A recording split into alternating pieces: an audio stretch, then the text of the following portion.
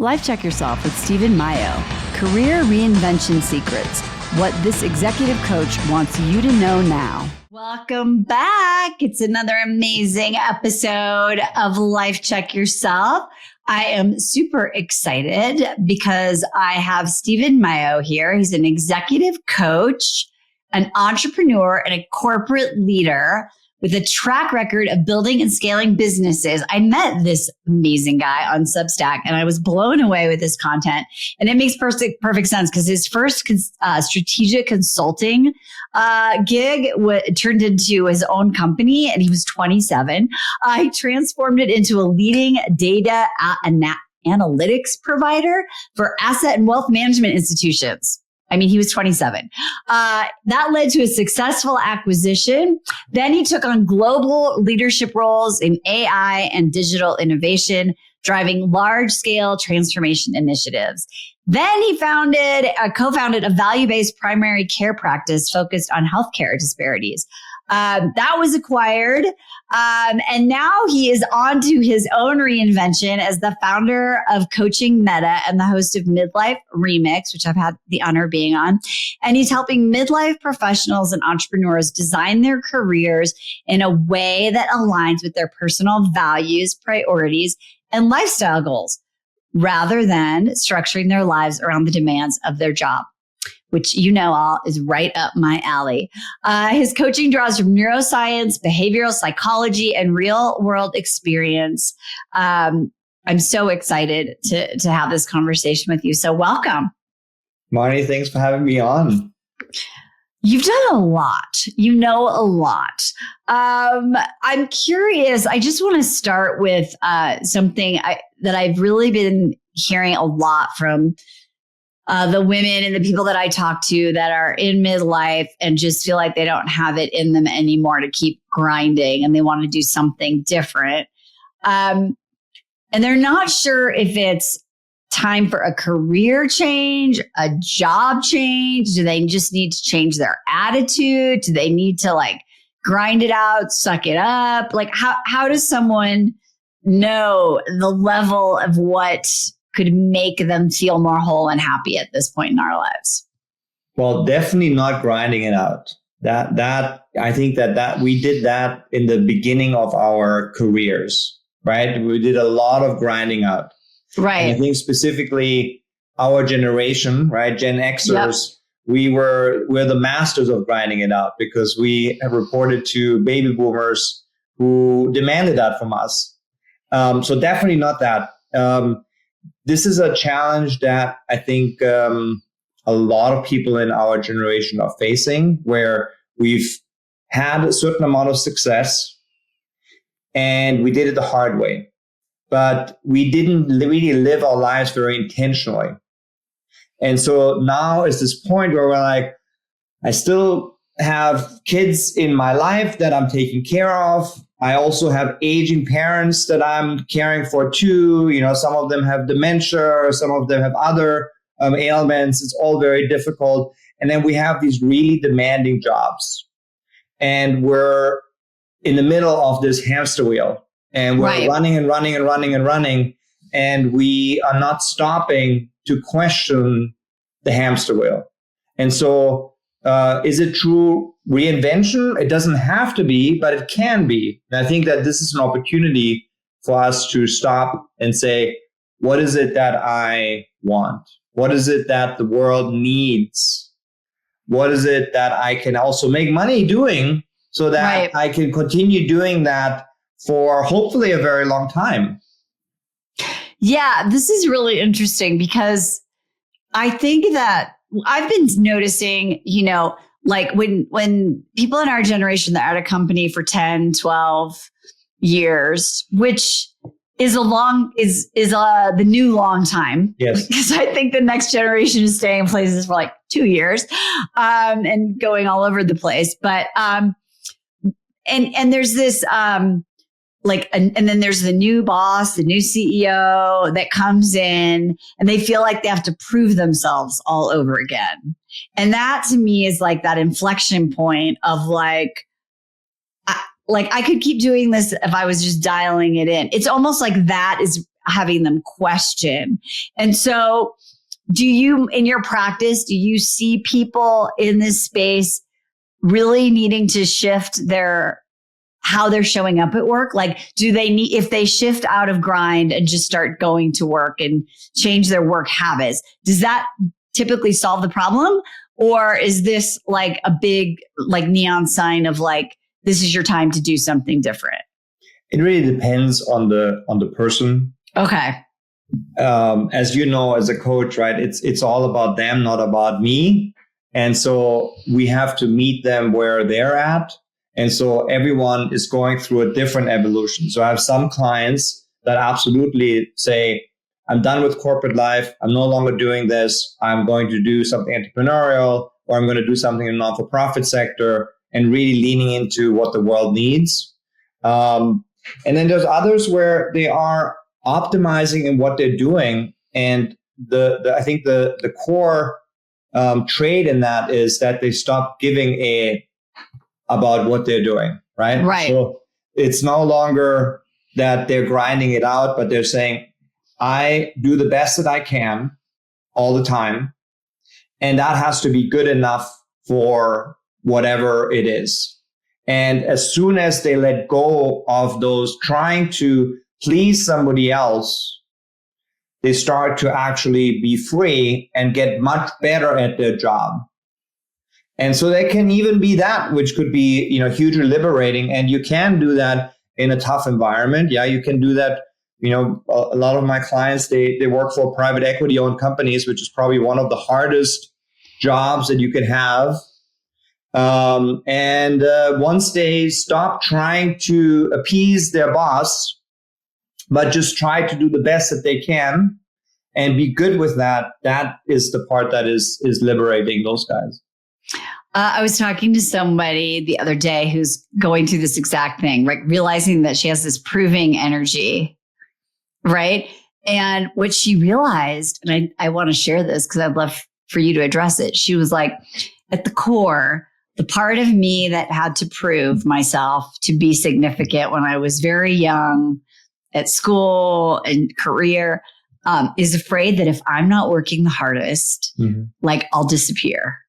Like I won't be seen, I'll disappear. And so it's like that part, that ego part, like if I'm not working the hardest, then no one will see me and then I won't have my significance. How do you coach someone to make those changes where work is just work, right? And navigate that sense of like, well, I'll be forgotten, I'm not significant. Well, how do you start helping someone move past that or through that? I think this is it's a really tough one. And I think actually, and there's probably data on this and I might be overgeneralizing this, but I find this even more prevalent with my female clients than my male. Yes. Clients. Yeah. And a lot of times this is based on experiences that they've had in their lives where they had to prove themselves because they were in spaces that initially didn't respect them for just being themselves. And this might be a little bit easier if you're a man because, we still live in a man's world. Right. And so just by showing up as a man, you already have more credibility at times, right, than women do. And so it is really about working with them to going back to those places where that initially happened so that they, first of all, can identify that that's what's going on. That the reason they are still, let's say, 55 years old and they got a new boss and they are working 60 hours and working all night to work on this deck that they've done a gazillion times. Right. And they know that they can do really well, but they need to put in the 100% to do that, right? So step number one is why do you do that? Where does it come from that you're doing it? How have you been conditioned to do that? So once you assess that, then you can say, okay, well, this is what's happening, and that's very good. But then it's really about then doing that pivot to understand of what do I want to be. So then looking at it from that perspective of what do I value in my life? What's the purpose that I have in my life? And is this the life that I want? And then when we say, no, that's not the life that I want, because if I do that, I can't sleep properly, and that affects my health and my relationships around me because I'm not as available for them. And what do I want to be? How do I want to live? And once you've identified this new self that you're trying to be, then we can work on the habits that you need to create to be able to become that new person. And it does two things to you.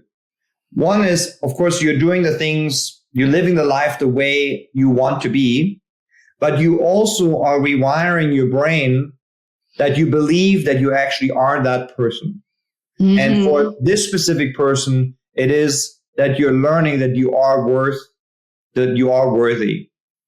and that you don't need to do anything else to prove to other people, but primarily to prove to yourself, right, that you are worth being in this room, being in this job, working what you do. Yeah, what's so interesting, and I'm sure you have examples of this, maybe you can share somewhere. Someone has started, they have the identity shift, then they start changing their habits, and then they're like shocked that the world didn't fall down, their boss didn't fire them. In some ways, like their boss is like recognizing them, giving them more opportunities come. Do you have an example from anyone that you've coached that someone listening might like be inspired by or resonate to, of like, they thought they were the worst. They thought, no, you don't, because I'm sure you get this. You don't understand. My situation is like intense. Like, you don't know. Yeah. Do you have any stories of inspiration you can share? Yeah, absolutely. So I have a client who is a CMO, and, CMOs don't last very long. So her anxiety of keeping her job is quite high. And she has a boss that is very, very demanding. I would say that he is probably a narcissist. And so he's never happy with her work. But because I coach a number of people in our organization, he's never happy with anybody's work. Right. So what we worked on to realize is that it's not about her. Love that. It's really about him. So the way he's acting with her has nothing to do with what she is doing. And even if she would do, 1,000% better job, which she can't because she's doing the best that she can, he would still find something that he could be mad about or trying critical. To get better, right? Yeah. And so we built this for her, so she identified why has this been an issue for her over her career, and why does she often feel inadequate in the spaces that she's in. And it turns out that this has started actually in high school. And it started actually in her family, because she's one of four, and she has some brilliant older siblings. And so the expectations always were super high from her family about and for herself, right, of how she should show up. And identifying that was very helpful to her, because she's seeing that these are patterns that she's involved. And over time, being a CMO, you get fired all the time. And so you have to almost accept that as part of what it is that you want to be. And so we've really worked on trying to identify what is it that you want. And she enjoys the work that she's doing. She enjoys working with the people that she's working with. And now she got to a point through the behaviors that the small behaviors that we started to create, that she can say, I'm doing the best that I can. It has to be good enough, because that's all that I can do. Right. I'm not doing it for the CEO. I'm doing it for myself. Love. And what is the worst thing that can happen? I can get fired. I've gotten fired before. I will get up again. I'll find another job because I'm great at what I do and I love what I do. And it's a continuous struggle, of course, right? It's not, it's not, there's no miracle pill. Yeah. Then we never graduate and have, reached nirvana and we are always at peace, but it's a lot better. And actually her performance has gone up too, because she's gotten to the point where she says, yeah, I don't give a shit anymore. That's amazing. I'm curious because I just want to tie this to real practical. When you talk about those behaviors, I have one in mind that when I learned that my client was focused on this, and then stopped giving it power, it was a huge difference. So I want to share that in a minute. But what are some of the little behaviors that made the huge impact for that client that our listeners can be like, should I try that? I think that the simplest one is that people tend to be too busy for everything. Yeah. So they just don't have enough time to do the work that they actually need to work. And specifically, if you're an executive, there's actually a lot of thinking time and reflection time and talking to people and research time that's important and involved in your job. But they spend very little time actually doing that because they're in meetings all day long. And so what I say to them is, at the end of the year, nobody evaluates you on the number of meetings that you've attended. Right. So what we do is we bucket we look at the calendar and we bucket things into 3 buckets. The first bucket is things that only you can do and that only you should be doing.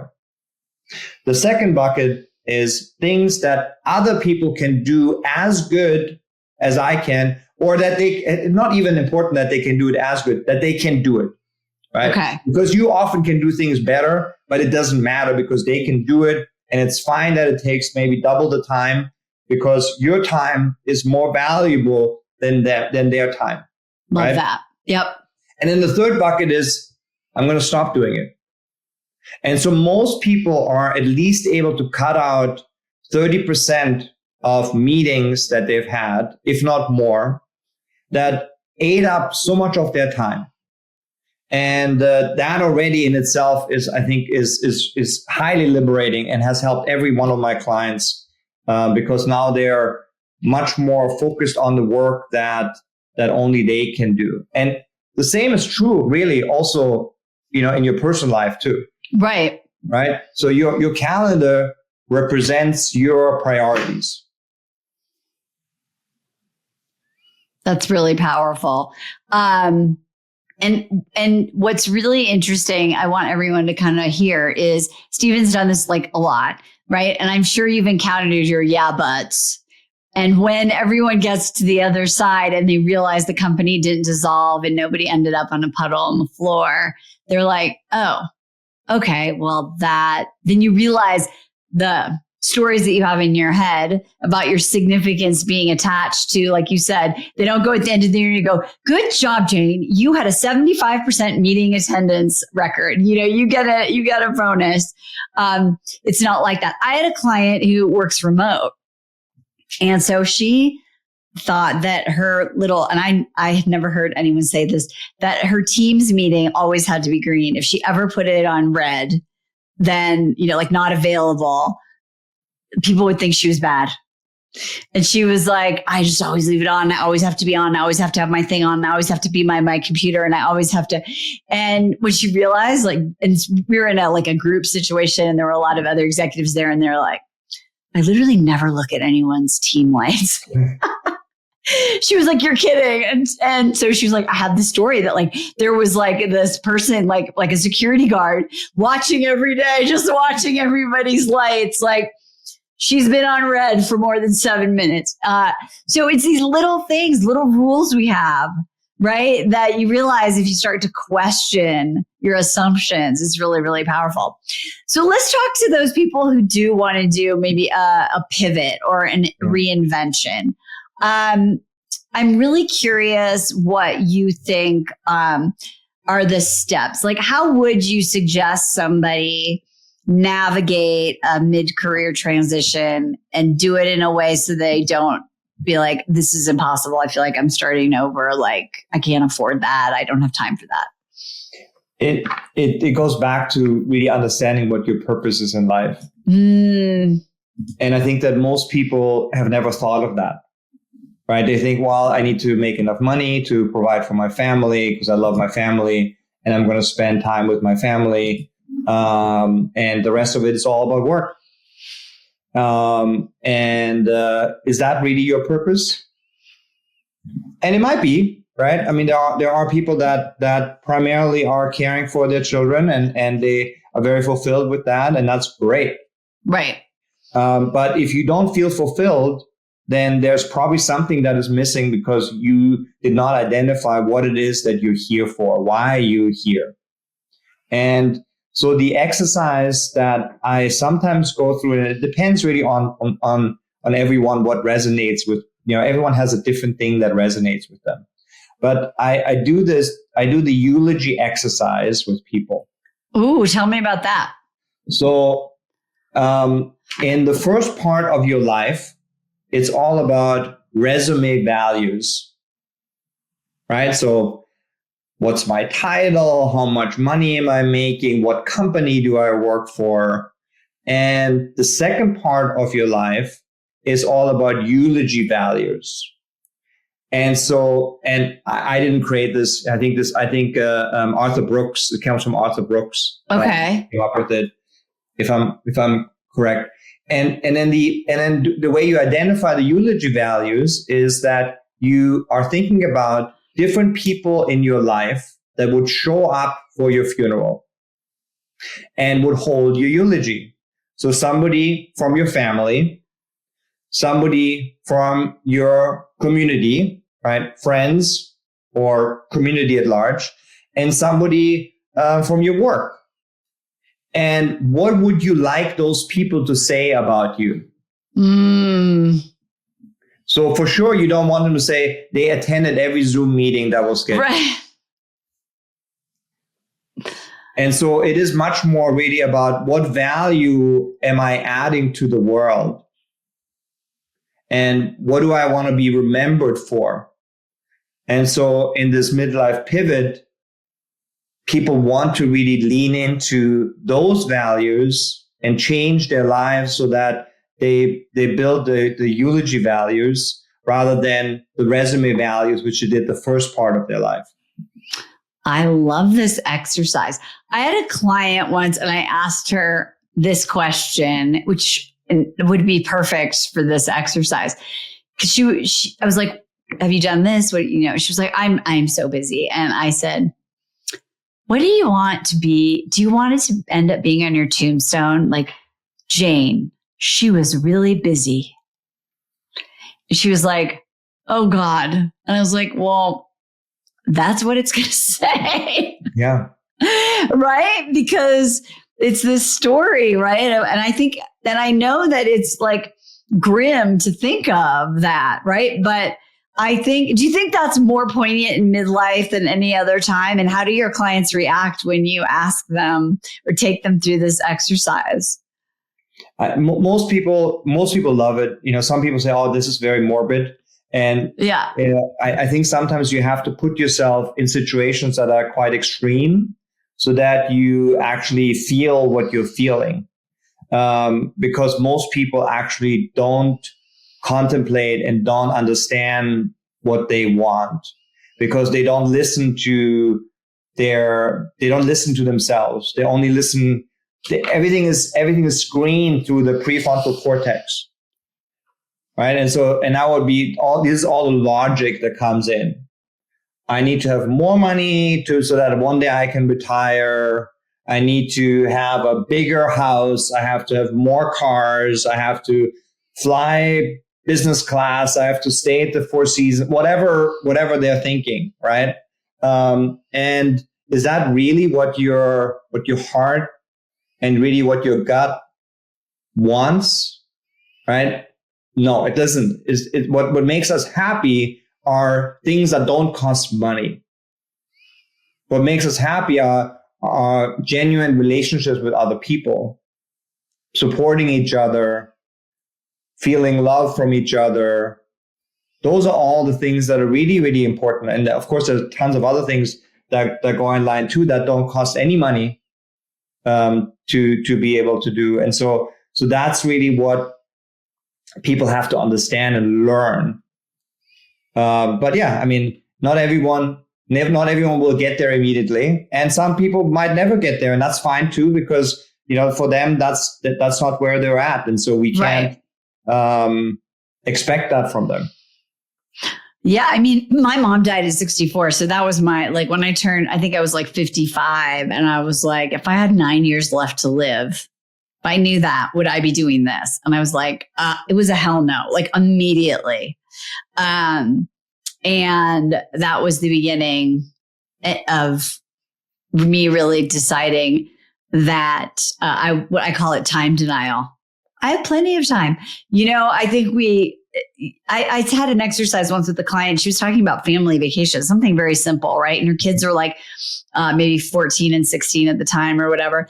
And she was telling me, oh yeah, one day I'd love to take the kids to Europe. And one day I'd love to show them, where their ancestor. And I would love to do this. And anyway, and we kind of started looking at the next 3 to 5 years. She was like, oh, wait, my kids are going to both be in college in 3 years or whatever it was. And she was like, that means 2 summers. I actually have to do this shit.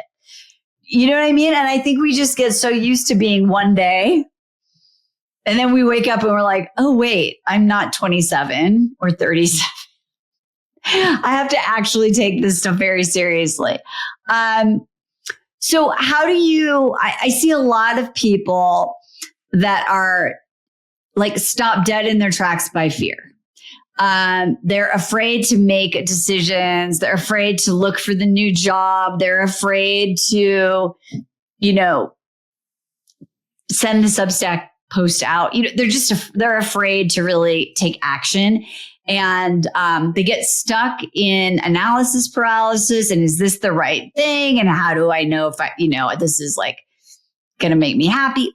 When someone comes to you and they're just frozen and it's been going on for a while, how do you help someone get out of that freeze mode and self-doubt? Yeah, it's a big one to unpack because there's many factors that come into that. But one of the things that we do is we try to identify what the fear is based on.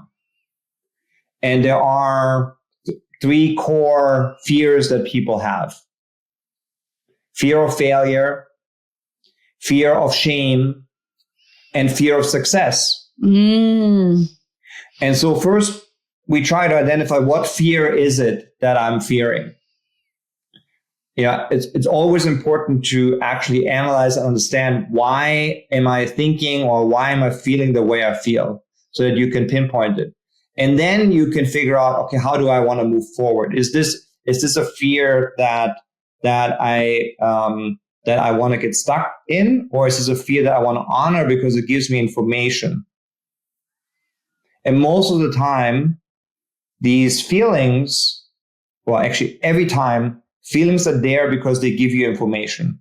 Mm-hmm. We just, in our society, we don't value feelings because we think feelings are things that are not rational and they're not real. But feelings come from the inside. The prefrontal cortex, which is really mostly what we're experiencing, is only the tip of the iceberg of the brain.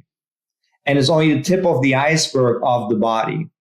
And so what we want to do is actually do feel and do get these things out, because that's what helps us make the better decisions. So an example of that is that when you have a small variable question that you have to answer, the prefrontal cortex is great, right? So what kind of stapler do I want to buy, right? It is sturdy and it's cheap and I like the color, right? So it's three variable equation. Your prefrontal cortex is great at doing that.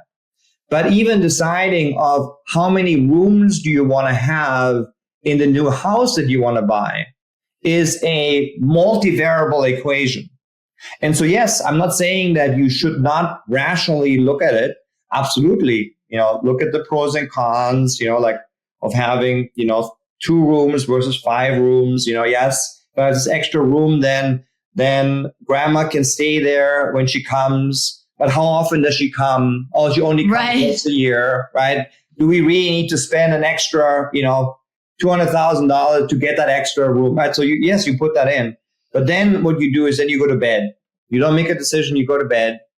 And then you wake up in the morning and then you feel, what's the right decision? And you will have the right decision because at night, your brain worked and all the other parts of your brain, because your prefrontal cortex is shut off, will give you that information, and your gut will give you that information, and your heart will give you that information, and you will know what the right answer is. And the same is true for fear as well, right? So we want to identify what is that fear that I'm having, and then analyze it, put it down, and move forward. And I think one of the things, one of the practical things that you also talk about in your book, is the whole thing around design thinking that I love. Right. And so I tell all my clients always, don't overthink it, experiment. Right. Just and that's the only way you're going to know. What's funny is, and I would love for you to address this because I think this is such a big nuance. There are people that are so attached and conditioned to their prefrontal cortex that they get stuck in like trying to puzzle it out, that they are even hesitating from taking the step of doing the experiment. Like they're so frozen, And so what do you think are the benefits of doing basically trial and error, of experimenting? And how do you talk to yourself in the moments of fear when you don't want to start? Yeah, so a lot of that has to do with identity, right? So the prefrontal cortex, all the logical things. And so I see myself as a certain kind of person.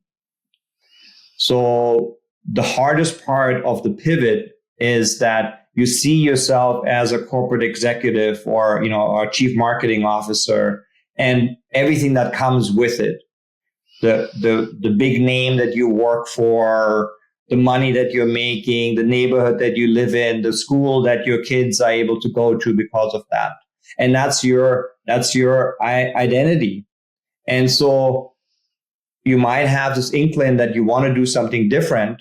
Maybe you do want to teach, right? So one of my clients, really wanted to get into education.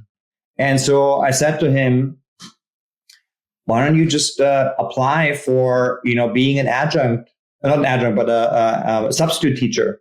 Right. And so he actually did that, so he just did a few hours a week of substitute teaching. And he realized that was not the life he wanted to live.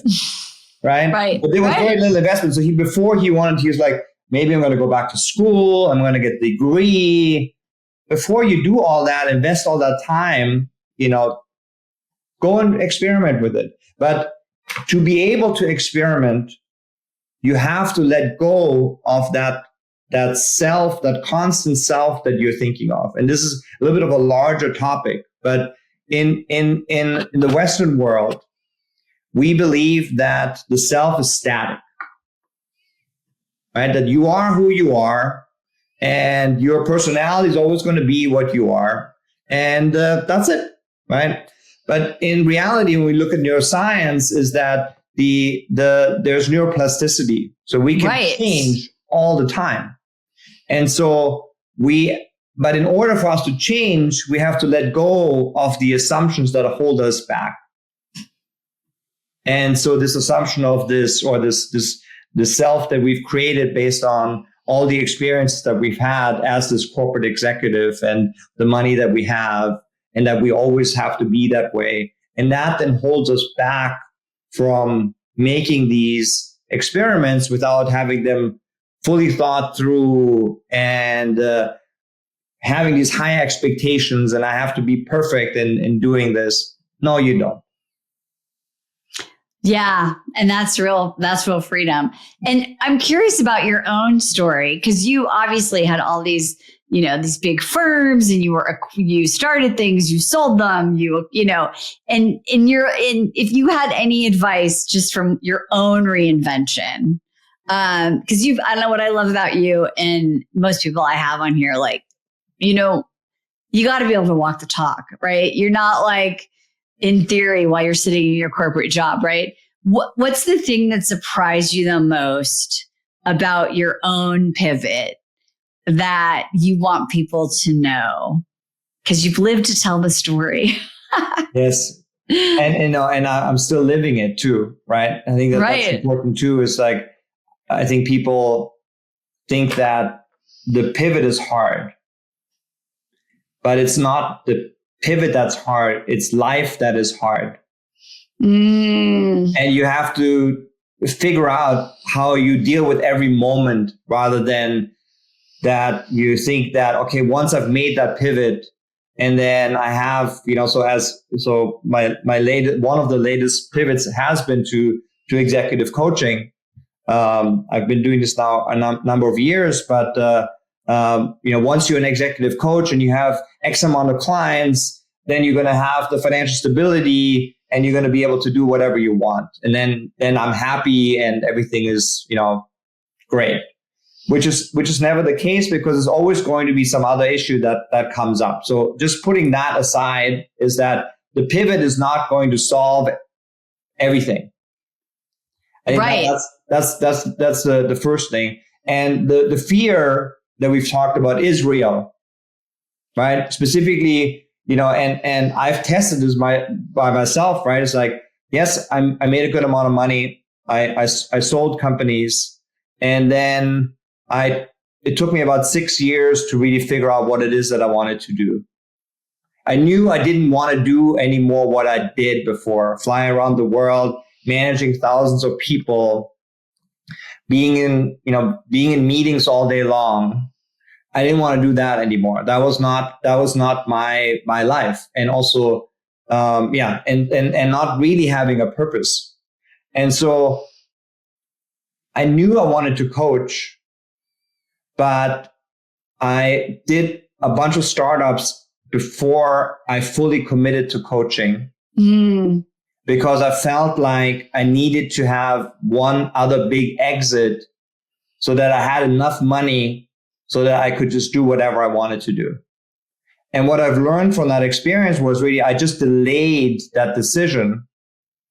And it actually made it harder, because I sold one of the companies that I had started, but I also worked for 3 other companies that did not work out.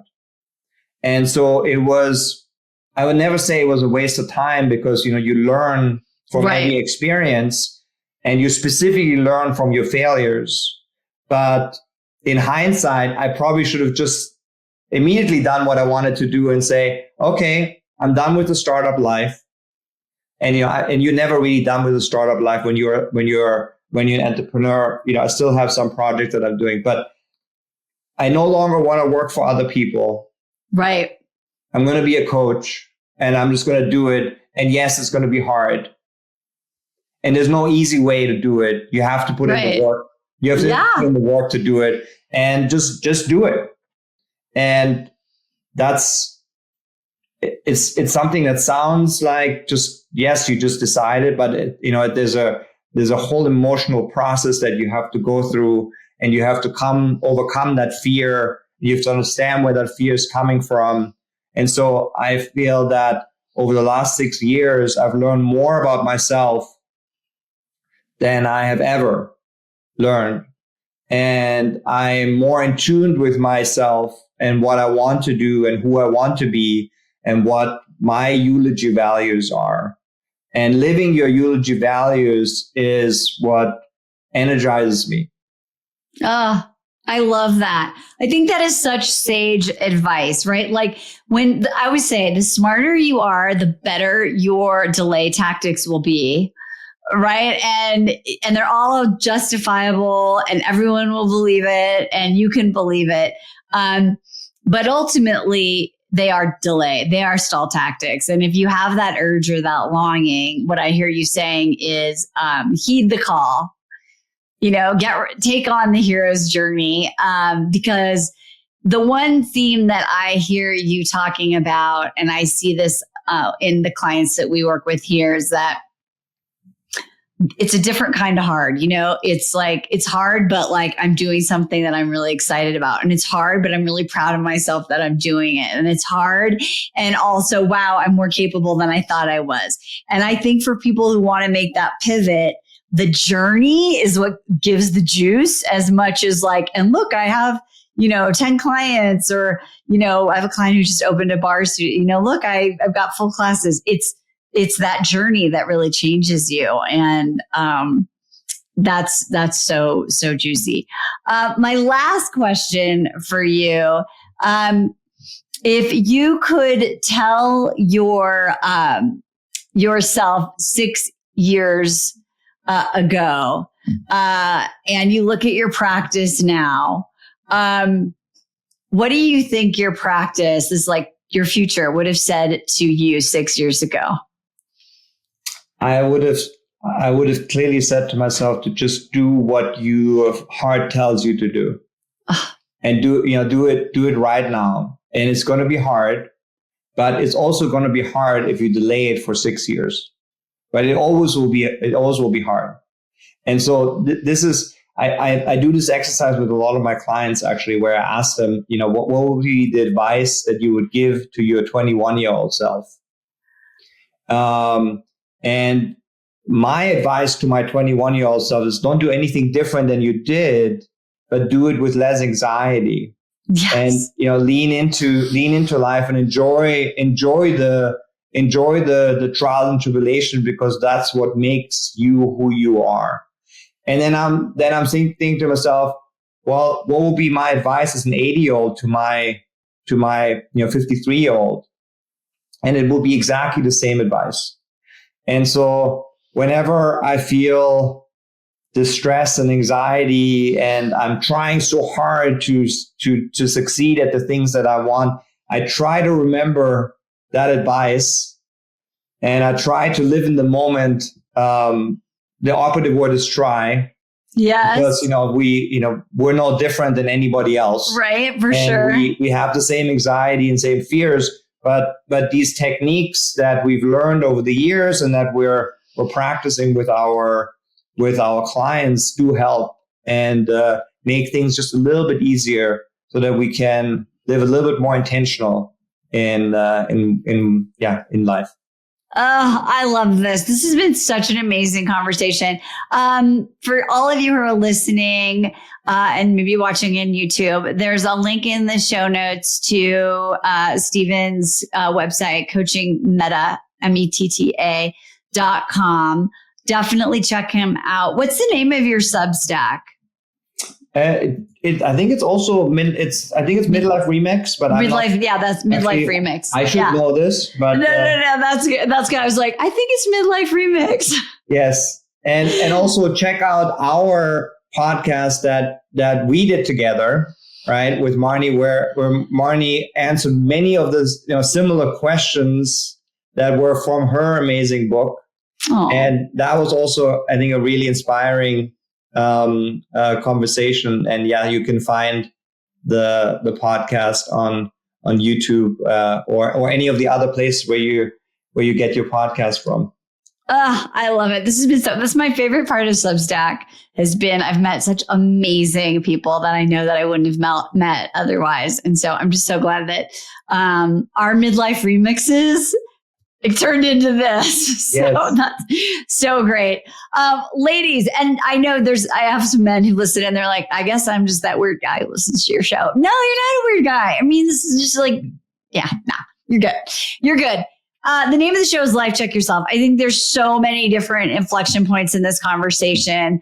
Exercises, you can do the eulogy exercise. You can, look at your calendar. You can take your time and put it into those buckets. So many actionable items from today's conversation with Steven.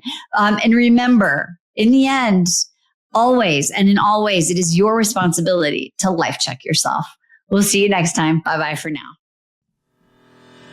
Hey, thanks for tuning in today. Listen, if you're feeling stuck, I want you to know you're not alone, and you don't have to settle for it.